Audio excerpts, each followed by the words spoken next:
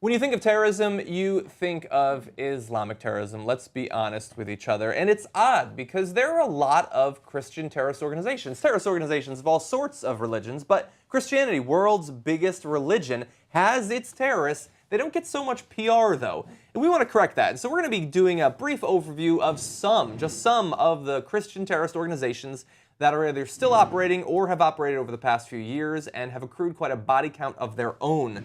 This information, by the way, I want to credit him, was put together by Alex Henderson of Alternet, who did a great job of briefly summarizing a number of different Christian terrorist organizations. We're going to talk about three.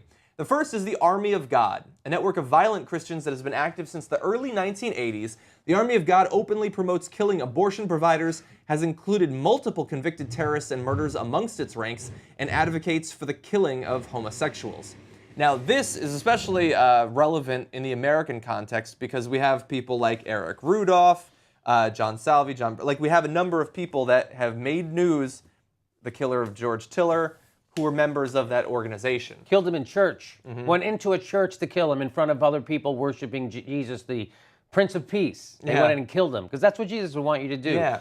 He's so focused on peace that we need to take care of the killing for him. Yes. He'll never get around to doing it. He's too busy helping people. He doesn't have time to kill any. Yeah. Who is he going to unmaim if we don't maim people, I suppose? The guy who wiped out the whole population of the earth with a flood just couldn't handle one doctor in Kansas. He needed... He needed assistance. He needed a hand like Vader. Okay, the second is the Eastern Lightning, which, by the way, that's a pretty badass name. Also known as the Church of the Almighty God or the Church of the Gospel's Kingdom. It is a Christianist cult with an end-time apocalyptic focus. This is off in China, by the way. Eastern Lightning believes that the world is coming to an end, and in the meantime, its duty is to slay as many demons as possible.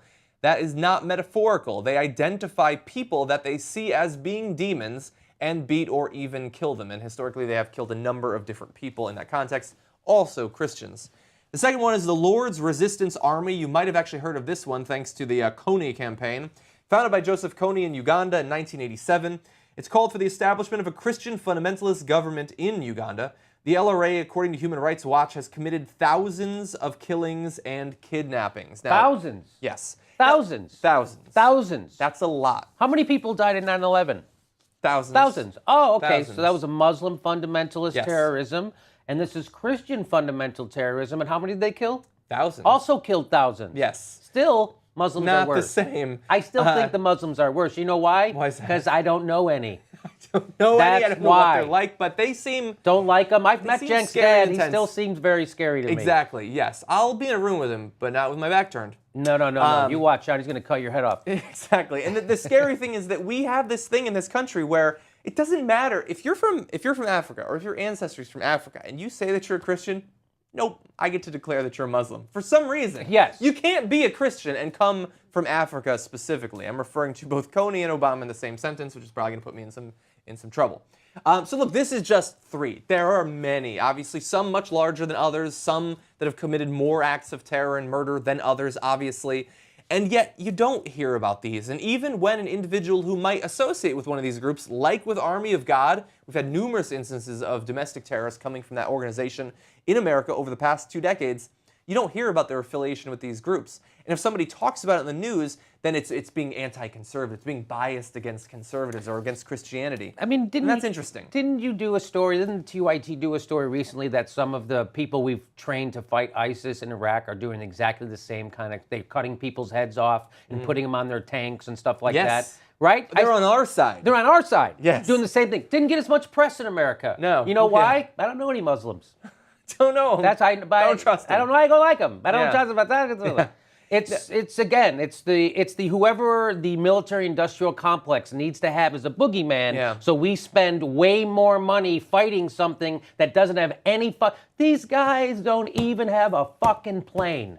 And we're sending soldiers and billions of dollars to fight them in the Middle East. Do they have a jet, John? Does ISIS have a jet? They physically have jets. I don't know that they can actually operate them. Okay. But they did capture some. Maybe they captured a few jets. Yeah. I mean, it's ridiculous. This is nothing more. Right. So what we're doing here is showing there's a lot of Christian fundamentalist maniac terrorists, right? killing thousands of people, but we don't get the press here because, I don't know, maybe, I'm going to just put a guess that maybe the press here is white and Christian. I don't know. Maybe. Maybe that's what it is. Yeah, and look, many people are going to say, well, look, most of the press, probably atheists. That's true, but they still were mostly, I would assume, brought up in Christian households, and you retain some of those biases even if you no longer personally associate with the religion or see yourself as being a member of it. And I wonder if it's going to change. Like, you had, in the years before 9/11, you did have acts of Islamic terrorism. And I think that it was very easy in the media, even then, before 9/11, to demonize Muslims. You saw a period in Hollywood where they were the villains. It went from Russians. It went from Russians exactly. to because then we became friendly with Russians. Yeah. We got to find another bad guy. We found him. Let's go back to Russians, I think. We found him. It was Russians, but then they were fighting against the Russians. They were our pals during the 80s. And then as soon as we became pals with the Russians, turns out we don't fucking like you guys anymore. Yeah. We're gonna have to go give us all those weapons back. We don't want to give them back. All right, we'll just kill you. Yeah. And that's exactly what we're doing. How do you know they have those weapons? We looked at the receipt. Do you see it changing? I mean, I wonder. No. There are fewer Christians in America every year than there were the year before. That's a trend that's continuing. It may stop at some point or reverse. I can't believe that. Is there a threshold at which we can critically look at a person's terrorist organization regardless of religious identification? I wonder. Is it 50%? Is it 20%? Like, if somebody blew up a building in America and they were hardcore Buddhists or Hindus or Jains or they identified with Shinto, like, we would identify that as being part of their identity. Right. But still, but not. Timothy McVeigh never even went to church. We go beyond that. We don't just not identify it. We take the organizations inside of the FBI that are tasked with investigating domestic conservative extremist organizations, and we disbanded them. Preemptively, we disband it.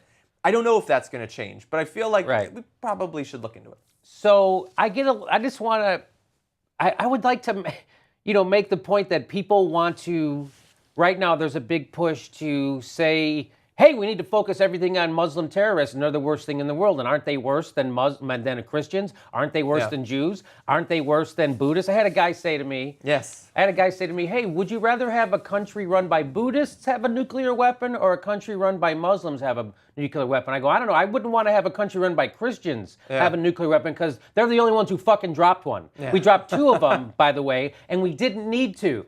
But if you asked MacArthur and Eisenhower, they said we didn't even need to drop the first nuclear bomb on Japan, and we did it anyway. Japan was looking for a way to surrender. So, again, trying to make out that there's another religion that's even worse than there's nothing worse than the Crusades. There's nothing worse than dropping nuclear bombs. There's nothing worse than invading Iraq. George Bush said they said, did you ask your father for advice on your Iraq invasion? And he said, I asked my heavenly father. And then he called it a crusade.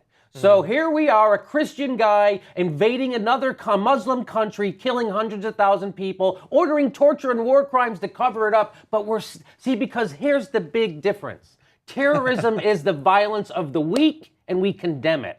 War is the violence of the strong, and we glorify it, which is why when I go to the Rose Bowl, I have to watch a fucking B-1 bomber fly over, and everybody salute and cheer it. A fucking weapon of death. Everyone, yeah! Okay, it's because would you cheer a jihadist with a pipe bomb or a suicide bomber? Because that's their war. Terrorism is the war of the weak. And a conventional war is the war of the strong. And that's all. So don't quit pretending we're different. We're not. We kill way more people. We've killed way more people. So this bullshit that somehow we're going to be angrier or more scared of Muslims than Christians, fundamentalism is an illness that affects every religion. Yeah. Right now we've got Buddhists. Buddhists are cutting people's heads off, right? We've covered that story. So, anyway, I just wanted to say that.